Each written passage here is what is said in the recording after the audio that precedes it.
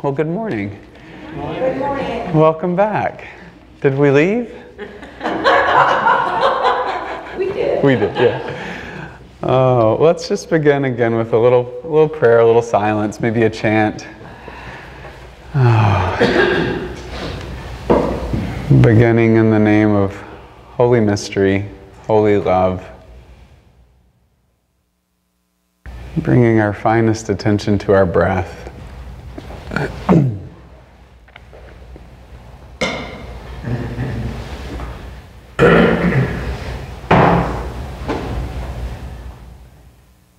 As we breathe and are breathed by God.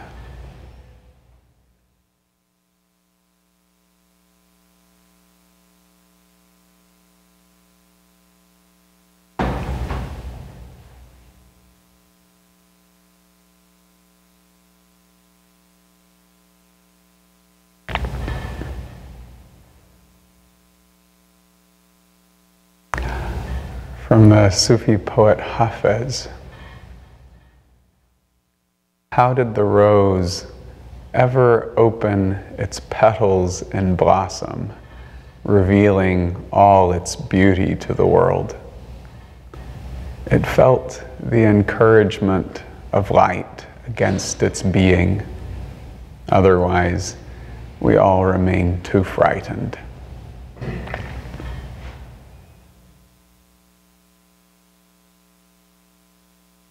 So may we each be the encouragement of light against one another's being. May we feel the warmth of divine light against our being.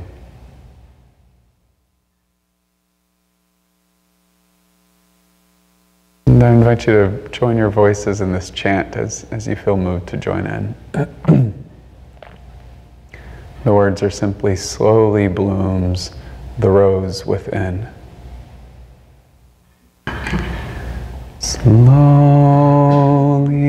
blooms the rose within.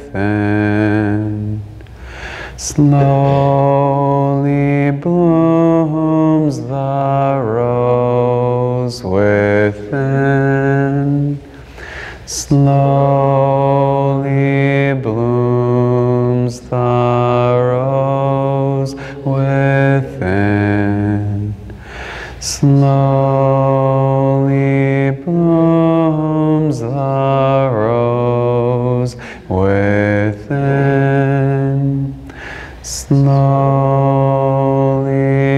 blooms the rose within. Slowly blooms the rose within. Slowly blooms the rose within. Slowly blooms the rose within. Slowly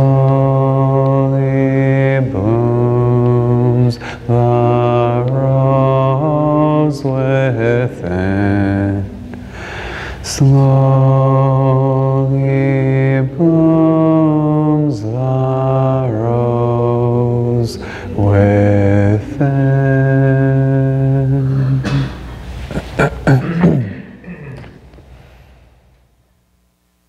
How did the rose ever open its petals and blossom, revealing all its beauty to the world? It felt the encouragement of light against its being. Otherwise, we all remain too frightened.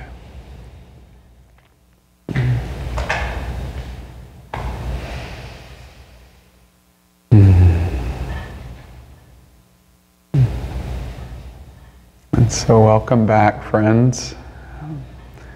May the rose petals of our hearts open and blossom together today. Rose fragrance is associated with sanctity, in the Christian and the Sufi traditions. It's said that at the tombs of certain Christian saints and Sufi saints, Muslim saints, you can smell the fragrance of roses from their tombs. One of the beautiful names of Mary, Hazrati Maryam, in the Islamic tradition, is the mystic rose. She's called the mystic or the mystical rose. So yesterday we did a little framing for engaging another tradition, in this case the Islamic tradition, the Sufi tradition, within this interspiritual framework. And really exploring this as engaging another tradition, not just at the level of theology and belief, but at the level of experience and open-heartedness. And there's a wonderful quotation from Thomas Merton, who is friends with the Sufi Muslim Abdul Aziz, and they had an exchange of letters for a long while. And there's actually a beautiful volume. I think it's titled Signs of Peace, and it's a collection of Thomas Merton's interfaith letters. And it's letters he exchanged with Buddhist leaders, with Muslim leaders, with Jewish leaders, and you see the deep friendship and kinship that they felt across their traditions. But in one of his letters to Abdul Aziz, he wrote these words: "Personally, in matters where dogmatic beliefs differ, I think that controversy is of little value because it takes us away from the spiritual realities into the realm of words and ideas. In the realm of realities, we may have a great deal in common, whereas in words, there are apt to be infinite subtleties and complexities which are beyond resolution. It is, however, important, I think, to try to understand the beliefs of other religions, but much more important is the sharing of the experience of divine light. It is here that the area of fruitful dialogue exists between Christianity and Islam. The sharing of the experience of divine light, not getting bogged down in all the words. Because we can have a depth of experience that's shared, but then we might formulate it with different words that seem to be in conflict. But if we can drop beneath the formulations to the experience, we may find we have much more in common. So I want to begin this morning by just looking at the simple question, what is Sufism? What is Sufism? We said we've all gathered here to dive into Sufism. What do we mean by that word? And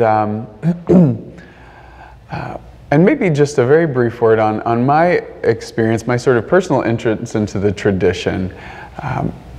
I early on was seeking guidance in my Christian contemplative path, and there were these figures like Thomas Keating off somewhere in Snowmass, and Cynthia Bourgeault gallivanting around the world, but where were local teachers? Where could you find someone to help guide you into a deeper path?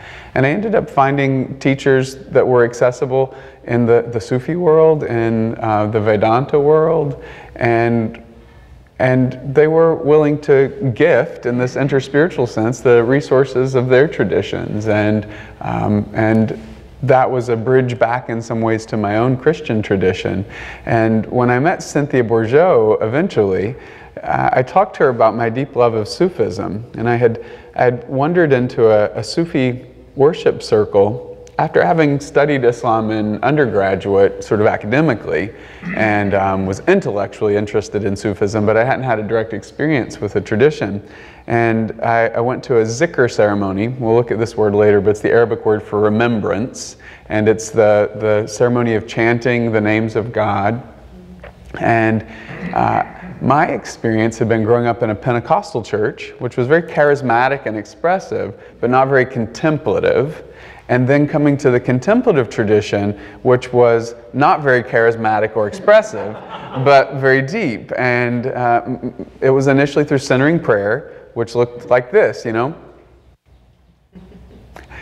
Zen or Zazen Buddhist meditation at a local center that again looked like this.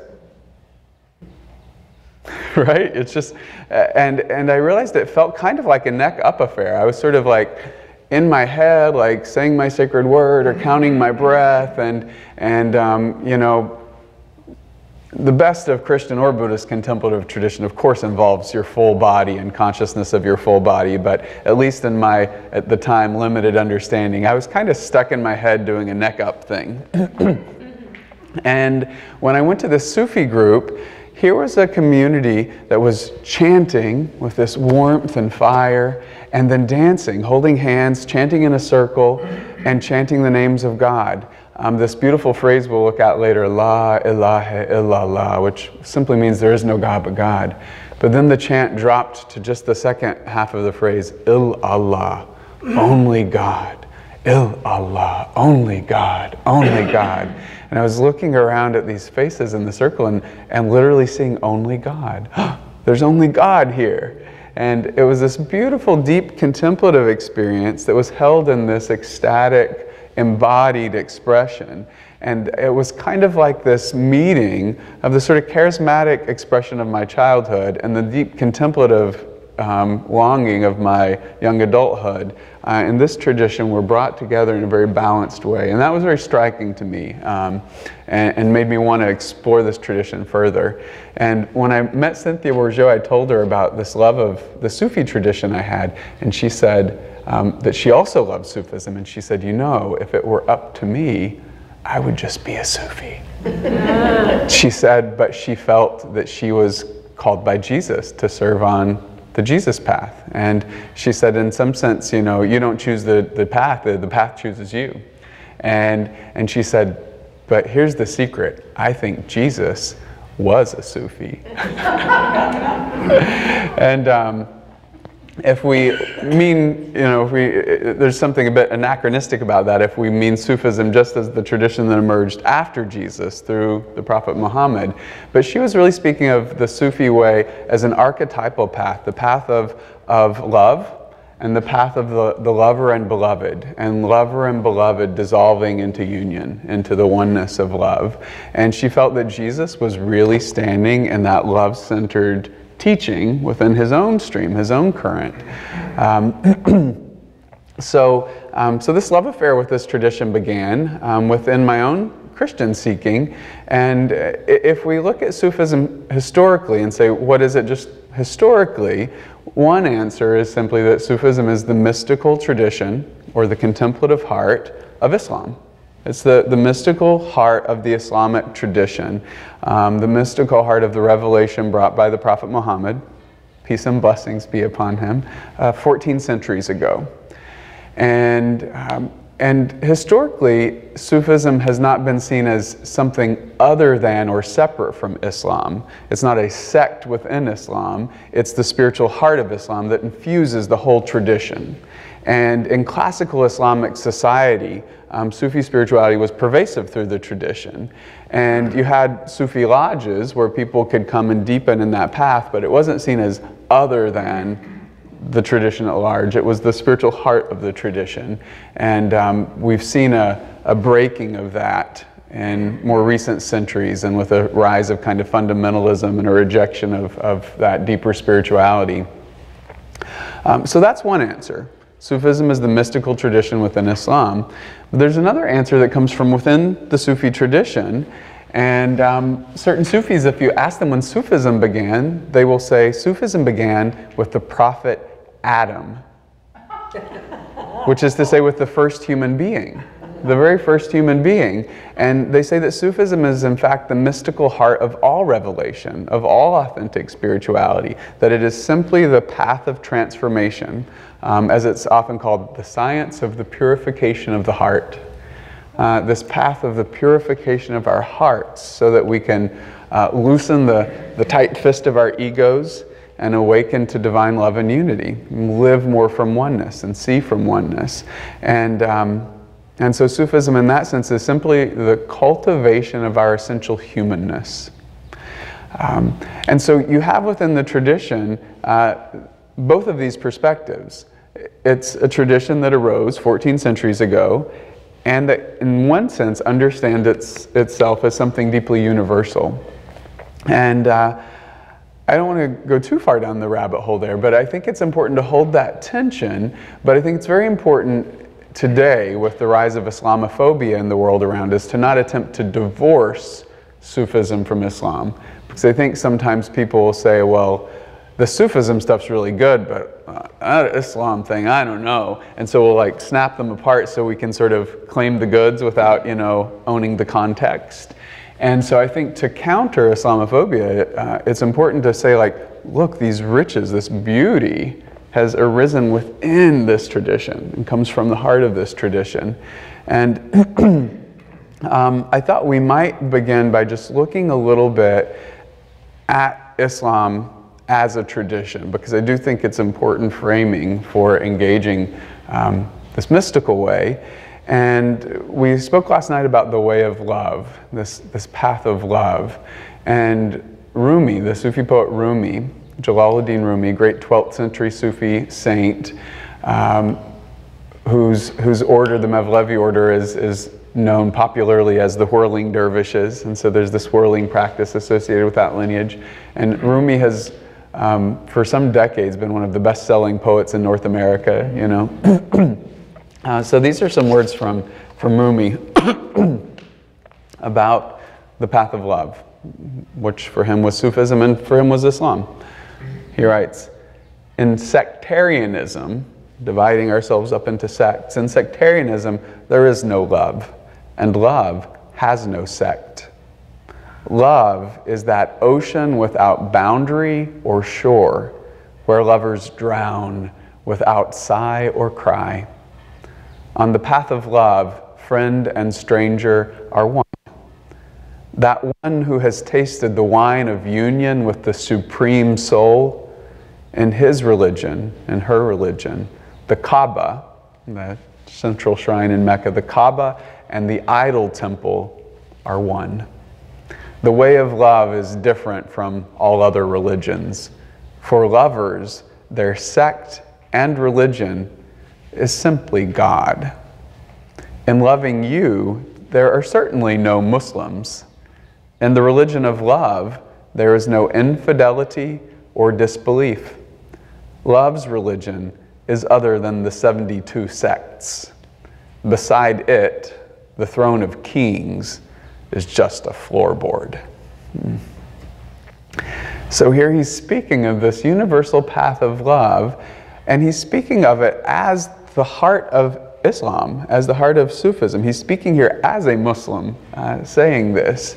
And to see that what he's proclaiming, how continuous it is with the Islamic tradition, that this isn't a discontinuity, a break with Islam, that it's actually continuous with the teachings of Muhammad, I want to spend a little time looking at the emergence of the Islamic tradition.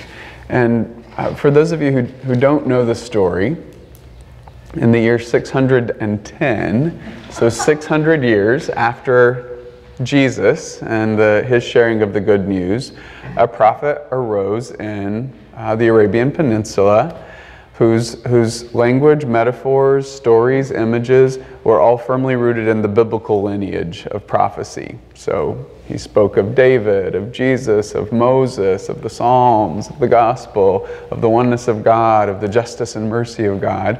And his name, of course, was Muhammad. And Muhammad's story is that he was a spiritual seeker from early on. He grew up in what was largely pagan, polytheistic, and tribal society. There were desert Christians around him, the desert Ammas and Abbas, desert mothers and fathers. There were Jews around him. There was a category of seekers known as the Hanafiya, or the Hanifs, and they were kind of unaffiliated monotheists, but a kind of loose monotheism. And he was drawn to all of these traditions, and he was a natural contemplative, really a kind of mystic at heart, and he would often go on retreat in a local cave on Mount Hira, this nearby mountain.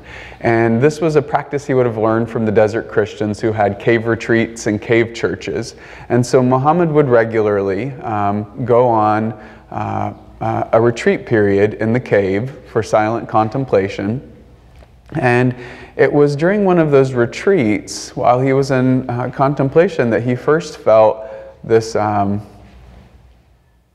wellspring, this welling up of divine inspiration that would eventually flow from him as what we call the Quran, the sacred scriptures of Islam. But he felt this upwelling, and the story goes that when he felt this, he felt an angelic presence embrace and squeeze him, and he heard the inner word recite or proclaim.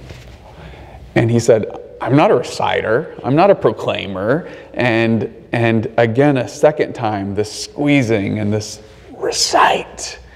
And again, resistance inside of himself. And then the third embrace and squeezing of his being, recite. And with the third embrace, the words just simply started pouring out of his mouth. And these were the first words of the Quran. The first verse was recite in the name of your sustainer who created the human being out of a connecting cell. The sense that in us there's something in our origins that calls us towards connection. He went running from the cave, and the story says that everywhere he looked, he saw the angelic face of Gabriel all around him. He runs to his wife Khadija, his beloved.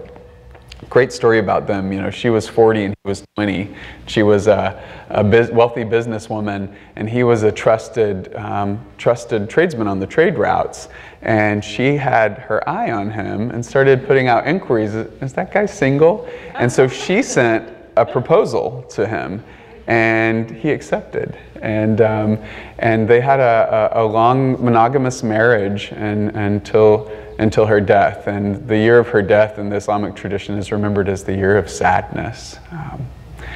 But he runs to Khadija and says, cover me. And she holds him and wraps him in a blanket. And he explains this experience that's happened, and that he's afraid he's like losing his mind.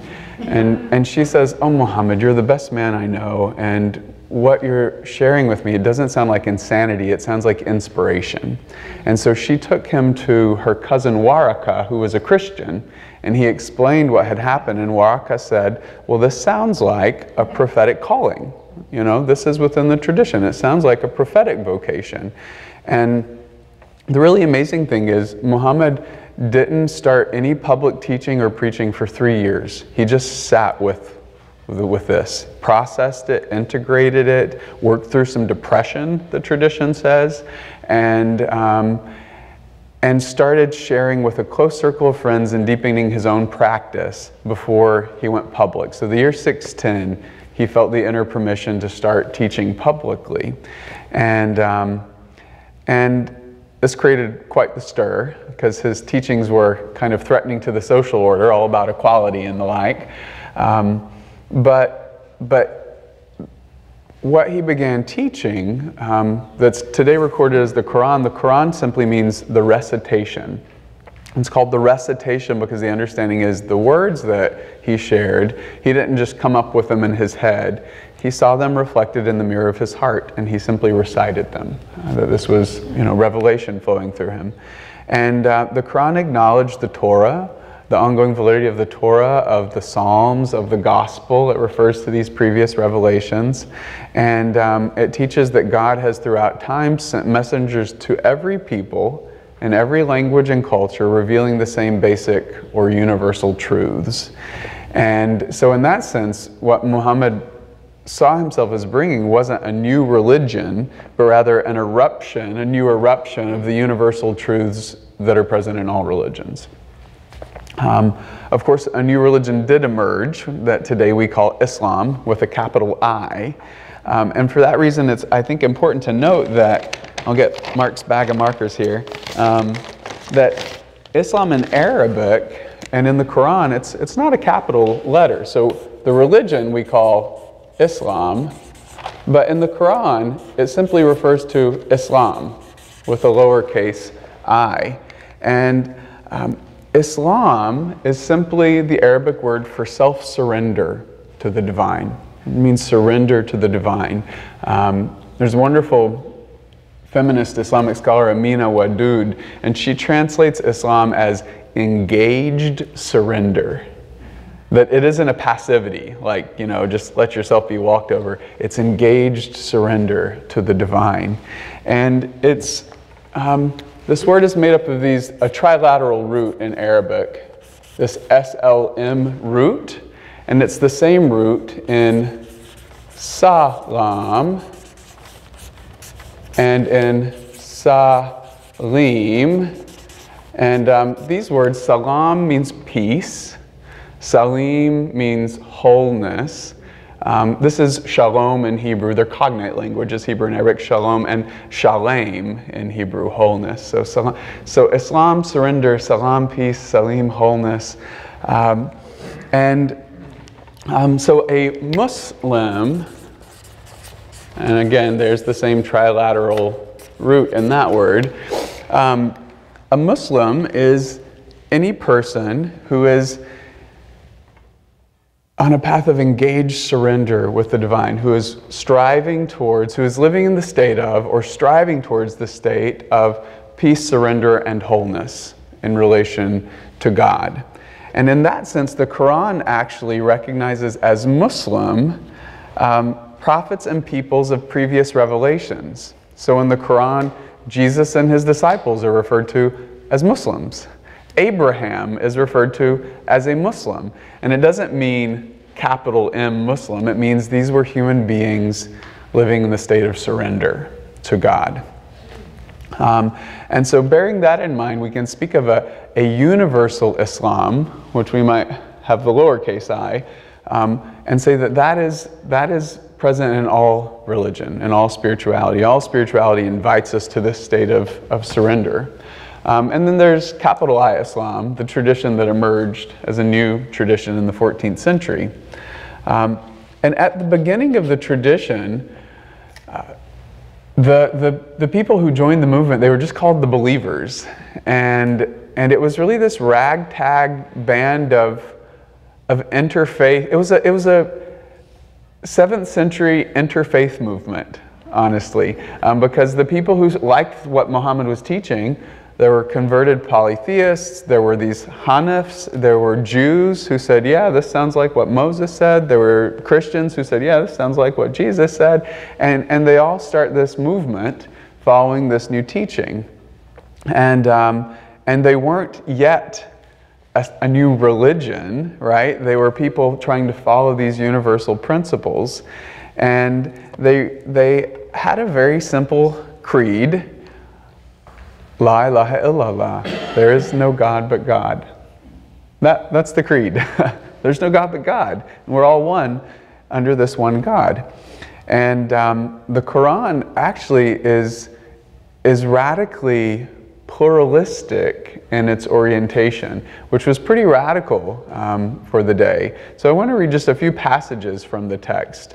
And you can see, we think of Sufism as being this very kind of pluralistic spirituality. It recognizes God in all forms and all paths, and that comes from the Quran. So the Quran goes on to assure the members of this new community, those who have attained to faith, as well as those who follow the Jewish faith, and the Christians, and the Sabians. Scholars aren't exactly sure who the Sabians are. Some think it's a reference to the Zoroastrian community. All who believe in God in the last day and do righteous deeds shall have their reward with their sustainer, and no fear need they have, and neither shall they grieve.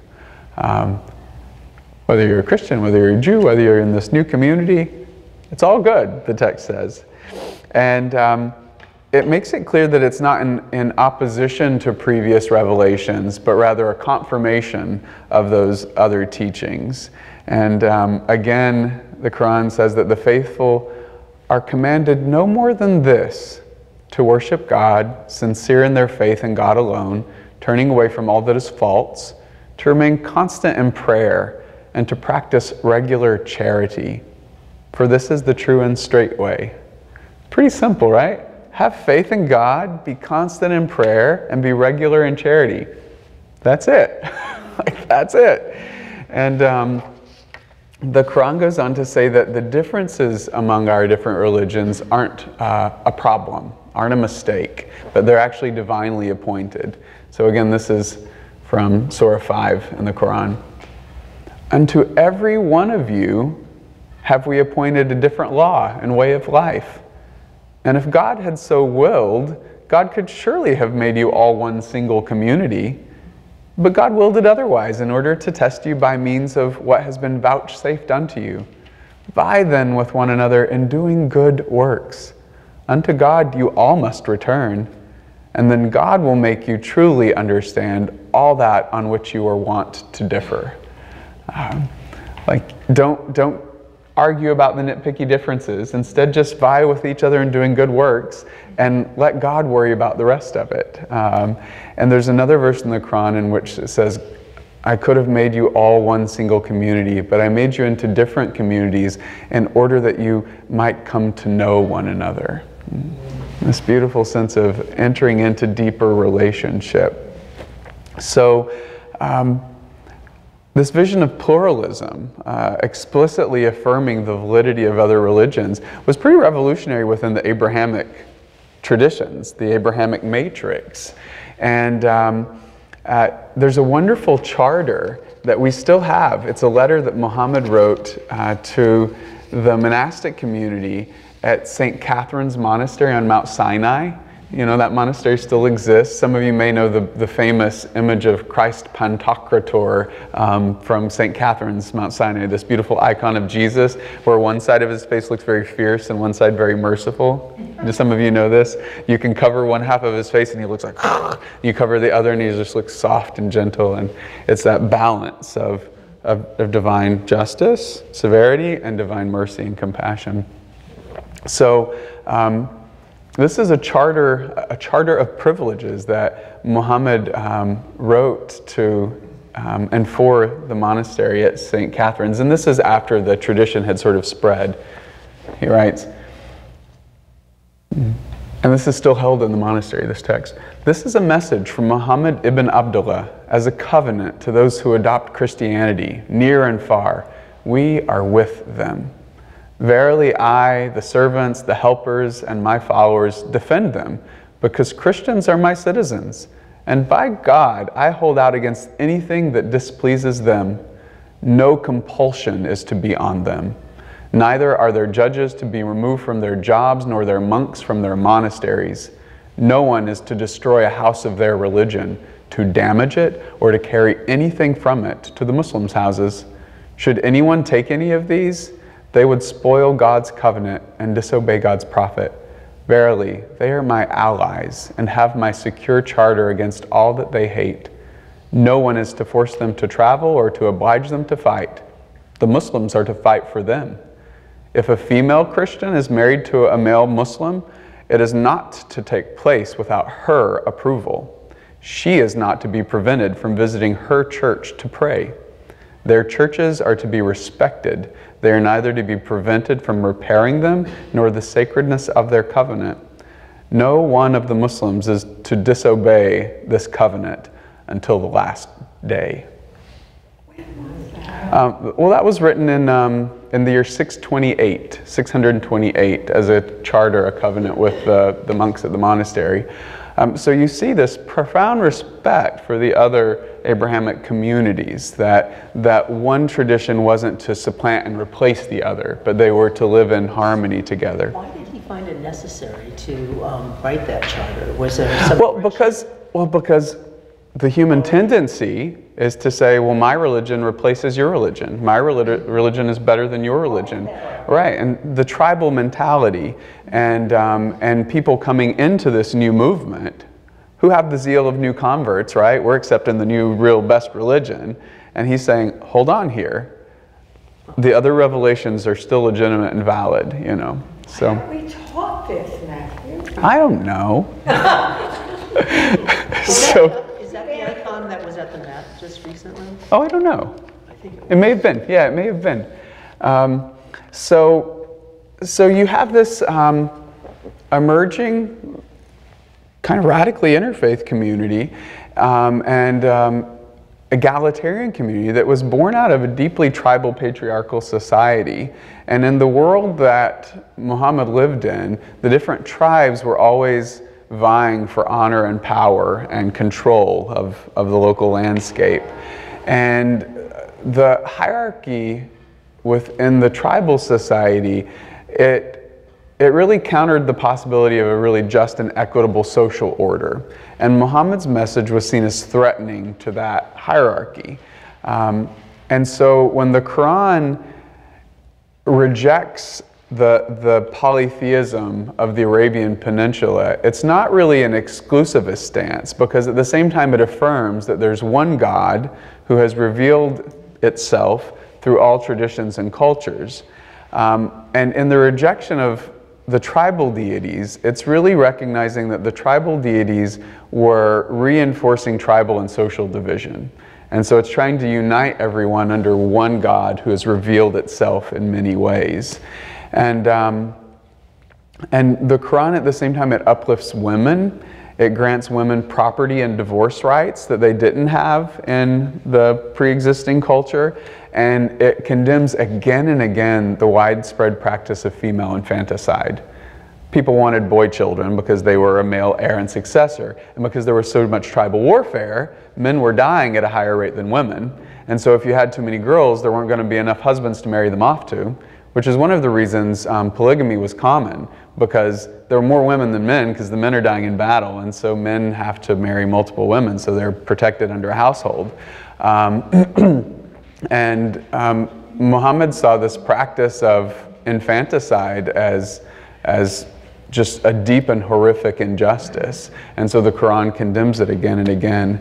And interestingly, the Quran, it breaks with linguistic convention in specifically referring to men and women side by side. So even in English up until the last century, right, we would say mankind, and we meant everyone, right? You know, but the Quran specifically, this is a quote from the Quran, it addresses itself to all men and women who have surrendered themselves to God, and all believing men and believing women, and all truly devout men and truly devout women. Rather than just assuming the women are included, it affirms both. And the story says that revelation came after some women complained. And this was, yeah, right? And so we see this really progressive movement around women. And of course, what seemed like an advance of the time might seem regressive by today's standards. And we always have to see, like, there's a trajectory, a movement, right? The Quran also, it set very extreme limits to the use of force and violence. I think it's important to name this because we tend to, in our media, see the tradition as a violent tradition. And in the earliest days of the community, Muhammad essentially took a pacifist stance and taught his followers to turn the other cheek. And there are beautiful stories about this. There's a story of this woman who despised everything he was teaching, the way he was teaching against, the customs of the traditions and upsetting the social order. And he passed every day along a road that her window overlooked. And she would wait for him to pass by. And every day she would dump her trash out the window just in time for it to land on his head. And the story goes, he would just shake it off and say Alhamdulillah, praise God, and just continue on. Well, one day he passes under the window and no trash hits his head. And he's worried about her. He's like, oh my God, is something wrong? Like, so he knocks on the door and finds out she's fallen ill, and he assists her and helps her, and she's so moved by this that she embraces the new movement, the story says. But you see this modeling of this way of peace and gentleness. And it's only at a point when, as the community is actually facing extermination, so the powers that be are plotting a literal extermination of the movement, and so some of the followers actually start migrating. Some go to Abyssinia, where they'll be safe and they seek protection under the Christian king in Abyssinia. Some of the Muslim community began immigrating from Mecca to what becomes Medina, during that period of persecution, and the first Muslims are killed, and so you have the first martyrs of the movement. And at that point, the Quran gives the community permission for defensive warfare, and only defensive, only to protect your community. And so this is, and it adds a very stark caution. This is the verse that was revealed. Fight in the way of God against those who wage war against you, but do not begin hostilities, for verily God does not love aggressors. And then limiting violence even further, it commands them to cease fighting the moment their opponents back down. The text says, but if they cease, behold, God is much forgiving, a dispenser of grace. And again, if they desist, then all hostility shall cease. And then it goes on to quote, the Quran references a teaching from the Mishnah, from Jewish tradition, or maybe the Talmud, that says, if one kills an innocent person, it would be as though they had slain all humankind. Whereas if anyone saves a life, it would be as though they had saved the lives of all humankind. So this was, in fact, a huge advance beyond the standard tribal warfare practices, where you attacked, you didn't wait, you didn't back down. Persecution?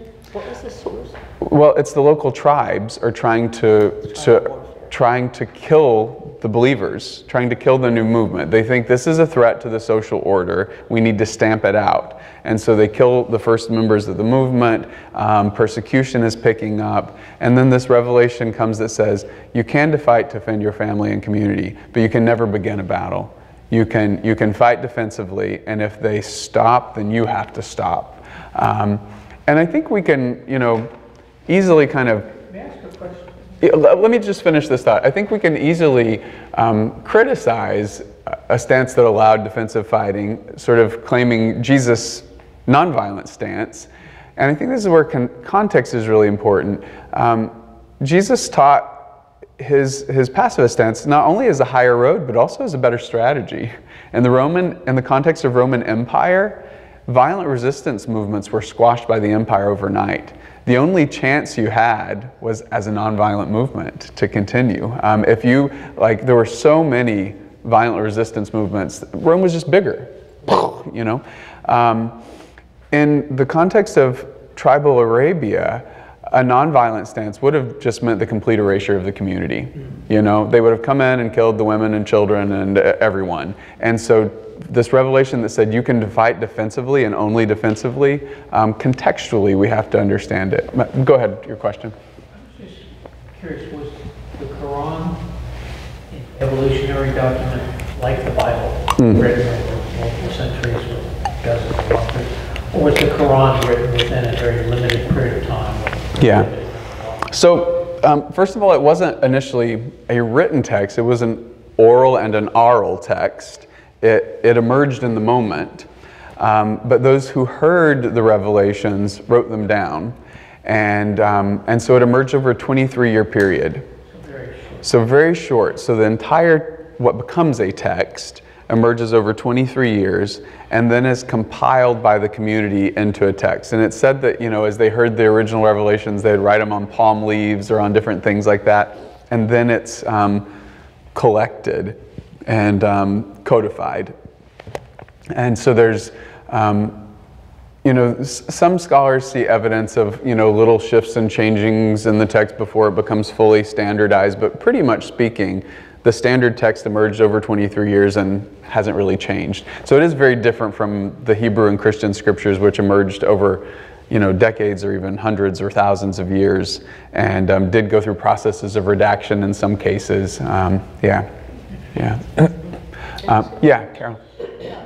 Muhammad's attitude toward Christians and all others was totally accepted, but what about the Christians' attitude toward this emerging? Yeah, I think that was one of the great disappointments. I think Muhammad thought, this is a teaching that's consistent with, the Hebrew scriptures before, and it'll just be embraced by everyone. And of course, the reality was that there were Christians and Jews and others who rejected it, right? And I think that was a sadness. But then there were those who embraced it as a sister community as well. So, you know, it was a mixed response. But when the movement immigrates, primarily from Mecca, to Yathrib, this other town that becomes Medina, which means the city of the prophet, the community finds safety there, and they're able to grow. And they're not allowed to make the pilgrimage to Mecca. And then finally they reach a point where their size is that they say, we're going to make the pilgrimage, we're going to go back. And Muhammad orders them as they return to Mecca to return non-violently, and says that they should model the way of kindness and forgive any who had persecuted them in the past, because they have to reintegrate as one society. And there's this beautiful verse that's revealed that says, good and evil are never equal. Repel evil with that which is better, and your enemy may become like an intimate friend. That if you don't respond to evil with evil, you don't respond to violence with violence, but with that which is better, your enemy may become like an intimate friend. And so I emphasize these points about the egalitarian nature of the tradition, the sort of pluralistic nature of the tradition, and the way the tradition very seriously limited violence within a tribal context, to counter the sort of media-driven narrative that says the tradition is exclusivist and misogynist and violent. And the truth is, both of these are true. There are expressions of Islam that are exclusivist and misogynist and violent, and there are expressions that are deeply egalitarian and pluralistic and profoundly compassionate. And the same can be said about all of our religions, right? We've got both kinds of Christianity out on the scene. But I point this out because it really shows that the spirituality of Sufism is consistent with the Quranic framework. It's not radically different from it, but in continuity with it. And there's this wonderful quotation we have from Jafar ibn Abu Talib, who is one of the early disciples of the Prophet. And when he went into Abyssinia to find refuge under the Christian king there, the king asked him to tell him about this new prophet and about this new path. And this is the quote we have from him.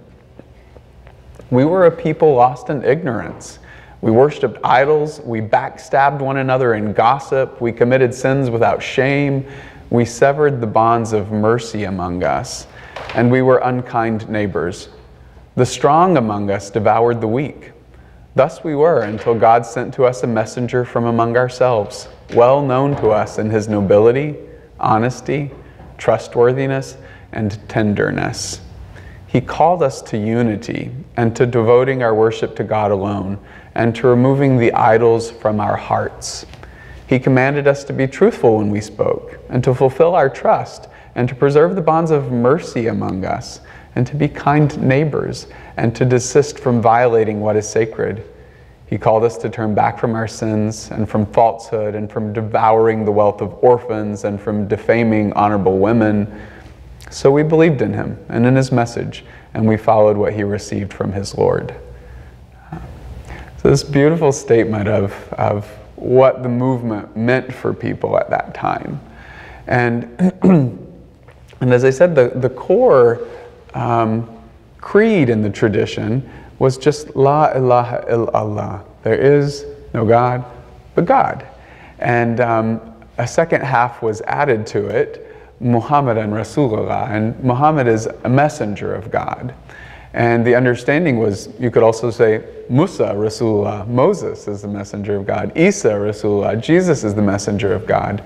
And the sense that the messengers are expressions of completed or perfected humanity. They show us what we can be.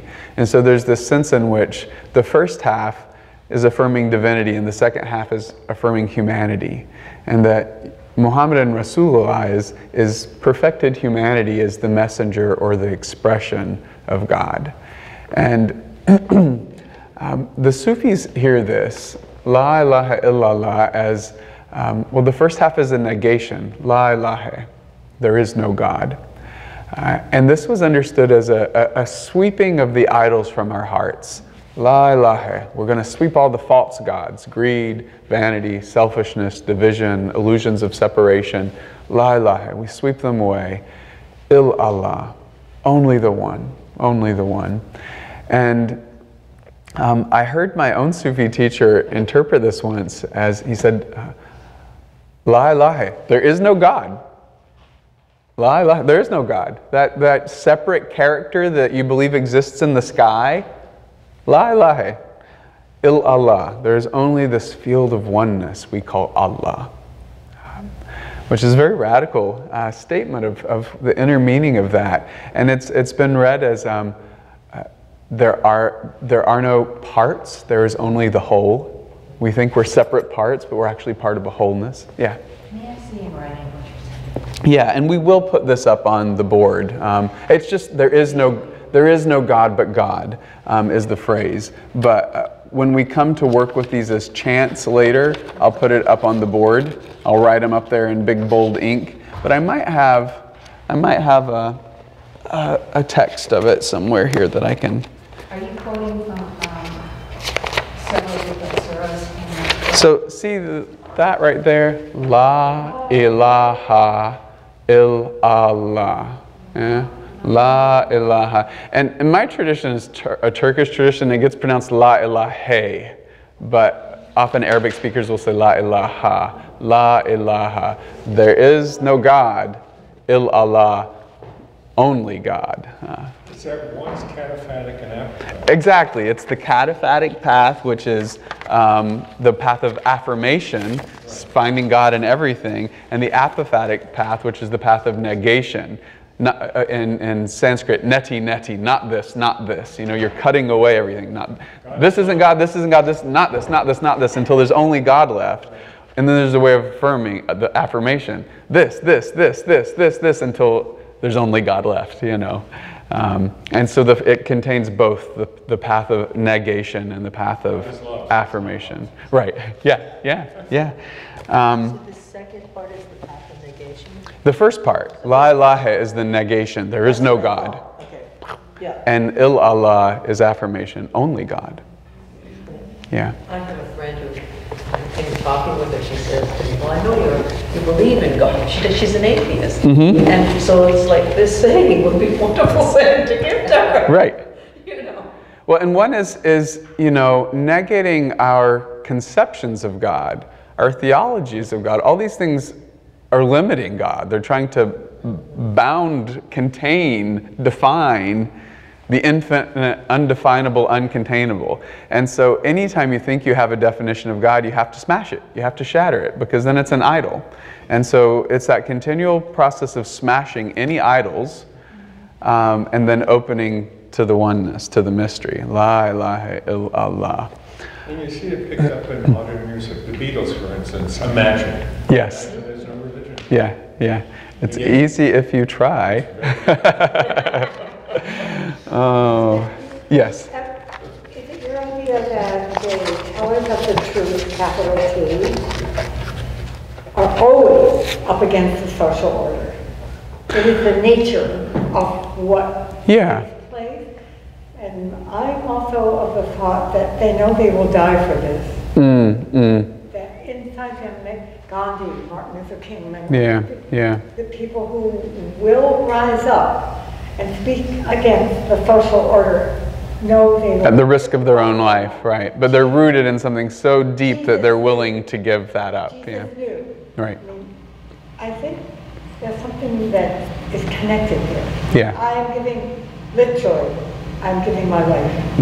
And know that when I come up against the social order, I will. It may kill me. Yeah, and that's the prophetic impulse, right? To say that I'm so rooted and grounded in this love and this truth that I'm willing to give my life for it. Yeah. Well, I was just trying to work it out in my head again. So the first part is the negation. Right, there is no God. Apophatic, yeah. There's no God. Right.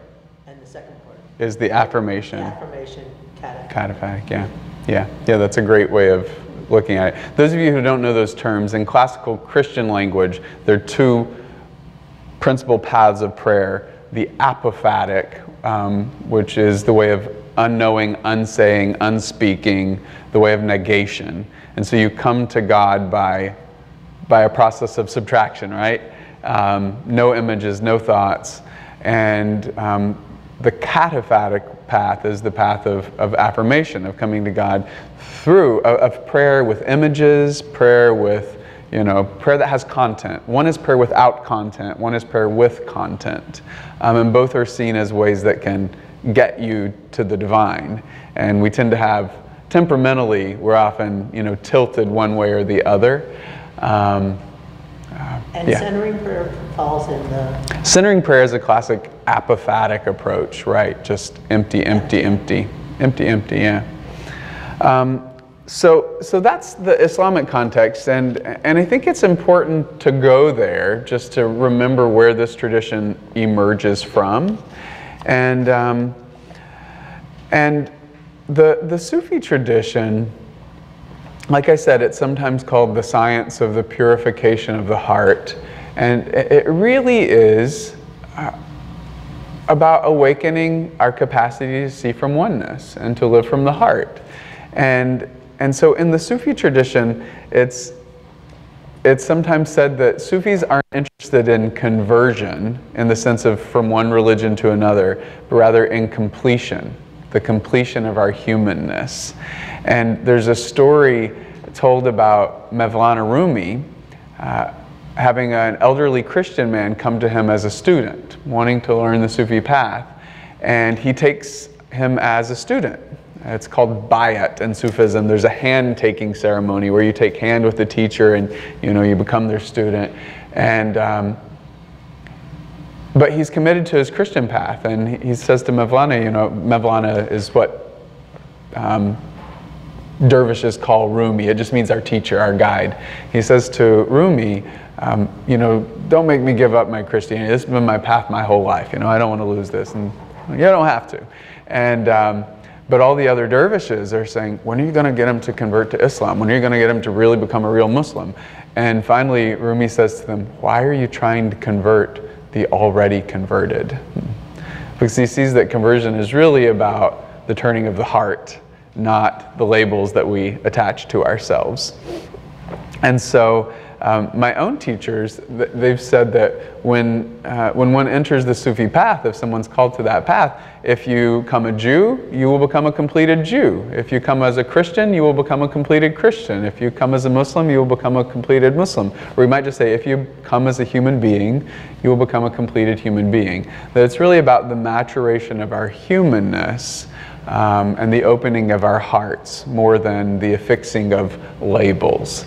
And so we can understand Islam in that sense as not the sociological label, capital I Islam, but that lowercase I, like just learning to be in surrender to God.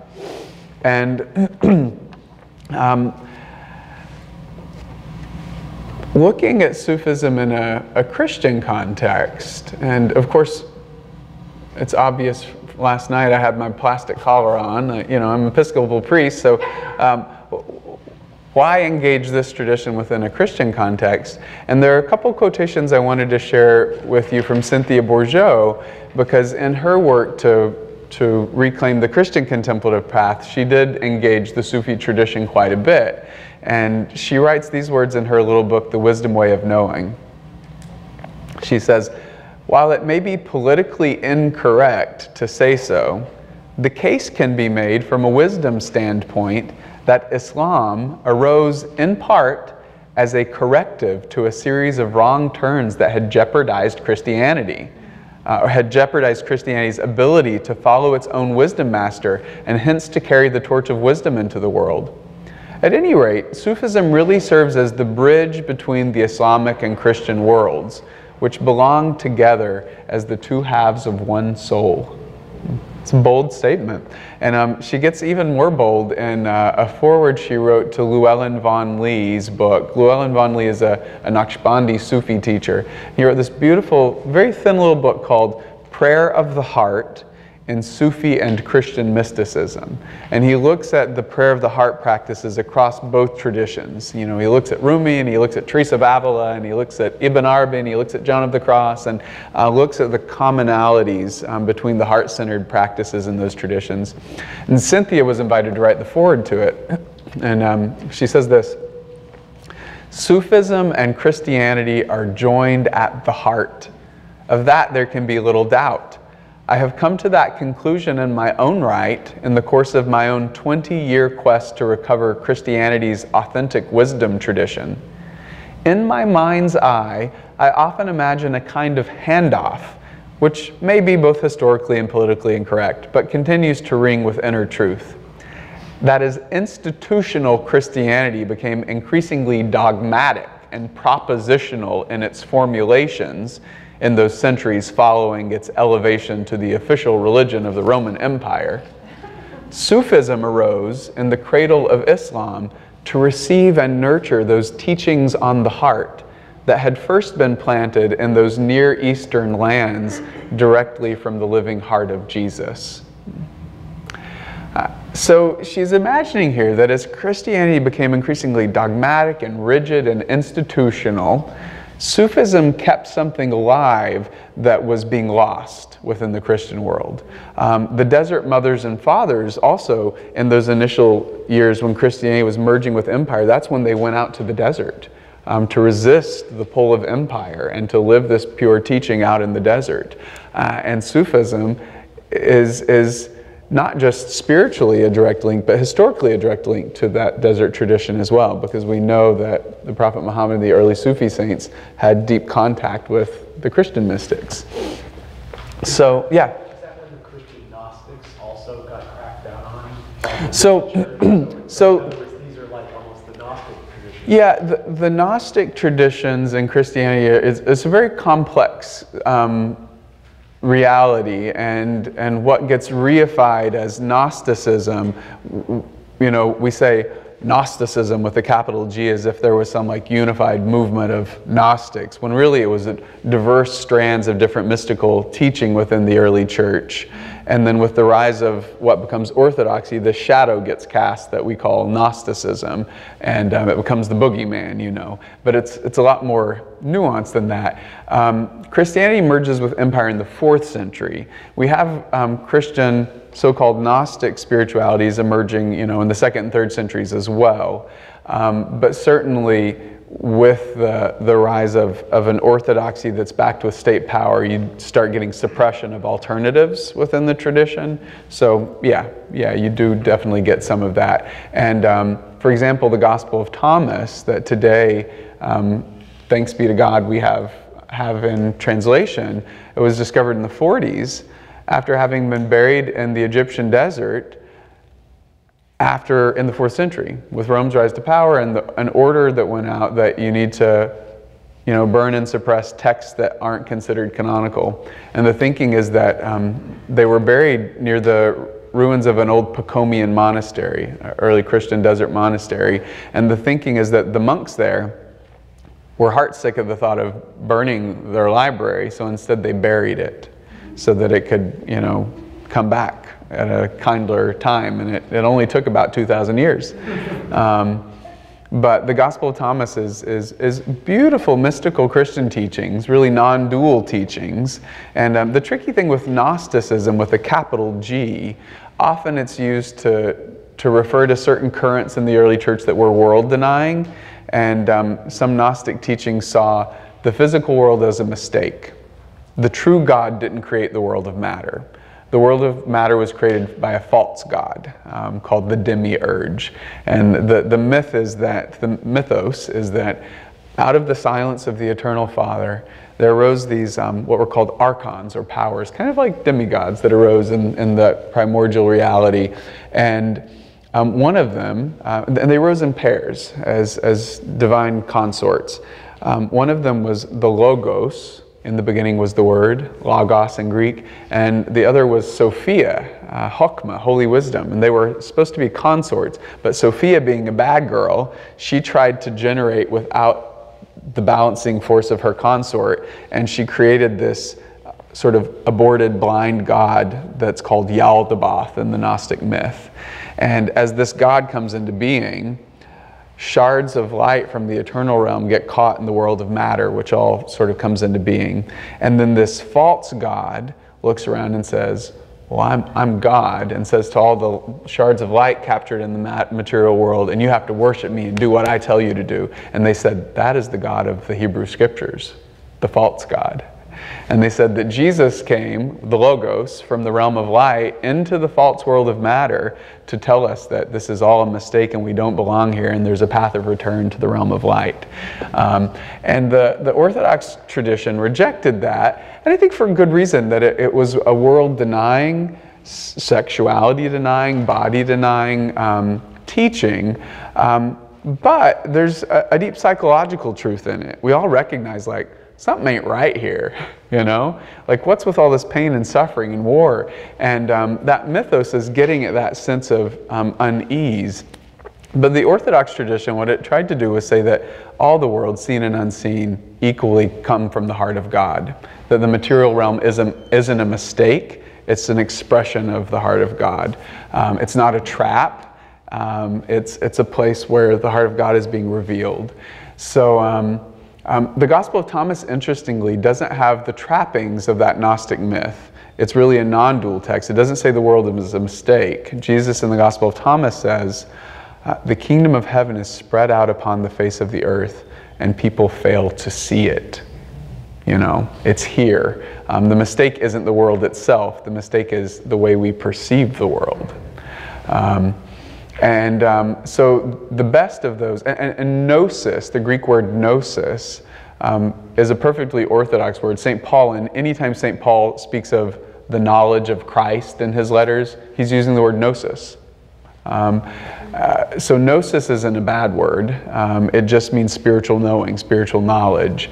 But then because of this movement that gets repressed, that has this world-denying sort of take, the word gets tainted, and we see it as kind of a bad word. But certainly the Desert Mothers and Fathers were Gnostics, if we mean a little g Gnostic. You know, they were about spiritual knowing and spiritual authority. And certainly the Sufis were Gnostics. And in Sufism, the word for a Gnostic is Arif, A-R-I-F, if you were going to transliterate it, which just means a knower. Not just a believer, but a knower. You want to know God directly. So that was a little meander there. So what's that? A detour, but you know.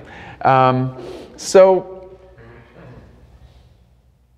where do I want to go? So I want to turn us towards, and we'll take a break here shortly. I want to turn us towards looking at the names of God in the Sufi tradition. And this becomes really crucial for the understanding of what creation is, what existence is. The teaching is that everything we see is made up of the names of God, is expressions of the names of God. And so there's a beautiful verse in the Quran in which the voice of God says, "Call upon me by my most beautiful names." And the phrase in Arabic is Asma al-Husna, the most beautiful names of God. And so in the Sufi tradition, they scoured the Quran for all the names that are given to God. And there are 99 names that are given to God throughout the text. And they're names like the merciful, the forgiving, the loving, the just, the knowing, the living. You know, all these, they're essentially the divine qualities. And the understanding is that creation is made up of those qualities, different configurations and arrangements of the names. And the teaching said that in the human being, all of the names are within us. That we're not just a drop that returns to the ocean, but the drop that contains the ocean. And all of the divine names exist within us. And they're there for us to awaken and activate and balance in ourselves. And so the names became divided into two primary categories. And I'll put this on our board. There, and this goes back to that icon we spoke about of Jesus, where one side of his face is very severe, wrathful, stern, and the other side is compassionate and gentle. So there are the Jamal names, and there are the Jalal names. And Jamal means beautiful, gentle. They're the beautiful, gentle names. And Jalal means majestic or powerful. And sometimes it's even wrathful, the wrathful names. The names of severity, the names of power and majesty, and the names of gentleness and beauty. But it's understood that for us to have a world at all, you need both expansion and contraction. You need both softness and stricture. So if you imagine a river without riverbanks, what do you get? You just get a swamp, right? If you want to channel the flowing of that water, you have to have firm riverbanks to hold it. And so you need rigidity and you need fluidity for things to move into expression. And so the understanding was that the world needed both of those qualities if it was to exist at all. If it wasn't going to just be a cosmic soup, you had to have the Jalal names dancing with the Jamal names of God. But it said that inscribed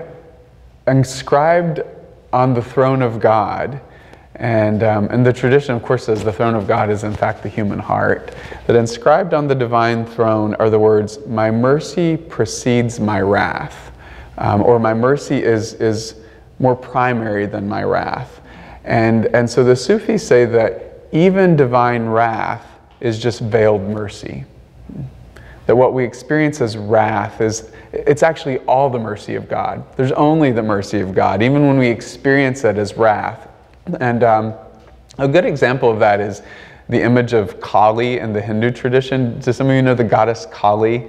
So she's an image of the Divine Mother, and she's pictured as deep blackness, like a Black Madonna figure. And she's carrying in one hand a severed head, and in the other hand a blade, a scythe.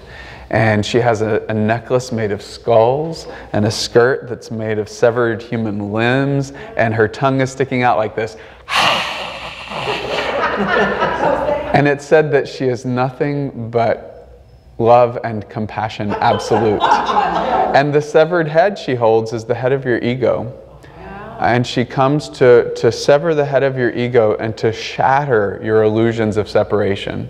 Your illusions of separation and division and superiority. So she's that fierce love of God that comes to shatter all of your illusions. And so that's an expression of the divine wrath that is in fact the divine mercy. How do you spell her name? Kali, K-A-L-I. Yeah, wonderful, wonderful face of God. My Sufi tradition Sufi teacher actually said once that in Islam, you have the names of God, which are the qualities of God. And he said in the Hindu tradition, you have these many different deities, right? But they're all understood to be faces of Brahman, of that primordial divine reality. And so he said that the many gods of Hinduism are actually the equivalent of the 99 names in Islam. If that makes sense, you know. That Hindu polytheism is in fact held in a wider monotheism because there's Brahman, which is the ultimate. And so he said you can see that as the parallel, that the deities and the names are in some sense equivalents. So you know, this says that the teaching here is that mercy is always operative underneath everything, and maybe even especially when it seems absent. The times that seem the most difficult and devastating in our lives might be the very times where mercy is most fiercely at work under the surface of things. And we only see it later after the fact. You know, sometimes you look back and the times when your life was most falling apart, you see were the times of some really deeply important transformation that was going on, but at the time it just felt awful, you know. And this is what they mean when they say, even the wrath of God is the mercy of God. Sounds like tough love. Tough love, right? Tough love, you know? What I want to share, and maybe we'll do this after we take our break, I want to look at a map that comes from the Sufi tradition of how we understand reality. And we're starting to lay out the elements of that map right now with the names. And we're going to look at this teacher named Ibn Arabi.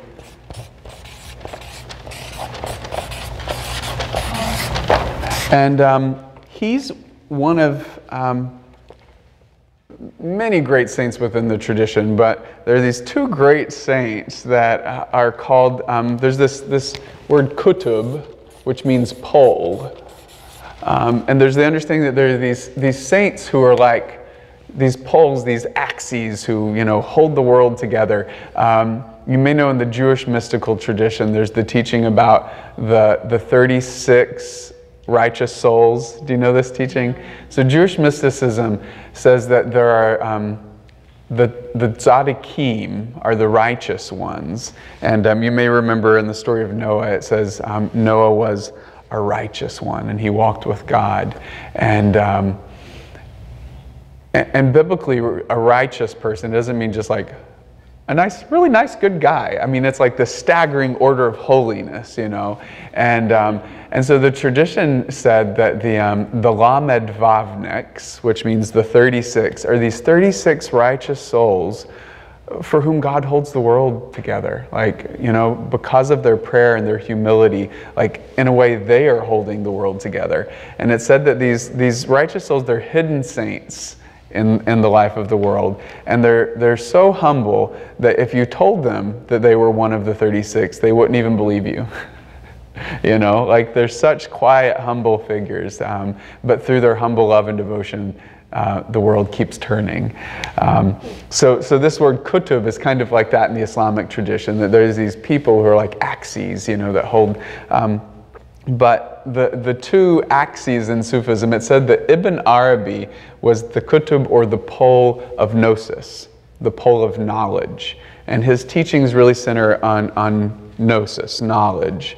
And Rumi, Mevlana Rumi, that he is the kutub, or the pole of love. And his teachings really center on the divine love. And my own teacher says that Sufism as a whole is really gnosis drenched in love. Knowledge drenched in love. And gnosis drenched in love. And sometimes we try to pull these apart.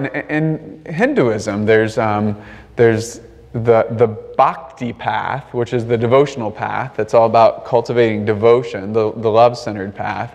And there's the path of jnana, or knowledge, discrimination. And Sufism, he's saying here, is you have to, if you put those two together, it's the path of gnosis and the path of love, deeply fused together. So let's stop, because we're at 10:30 now, and then we'll come back and we'll look at the map that Ibn Arabi gives us. And I'll say a little bit more about him. But let's just come back to our breath before we jump up. And I think our plan is 15 minutes. Is that true, Mark? Sure. Yeah? Is that sound right? Is that too much of a break, or is that good? That's fine? Yeah? Good, I may be a few minutes late coming back. Okay, all right. Check on safety element. Oh, okay. That's very important.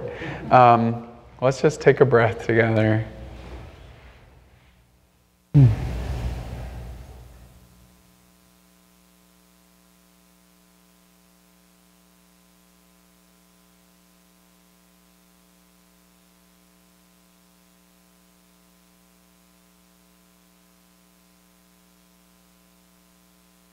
La ilaha illallah. There is no separation within this field of divine unity.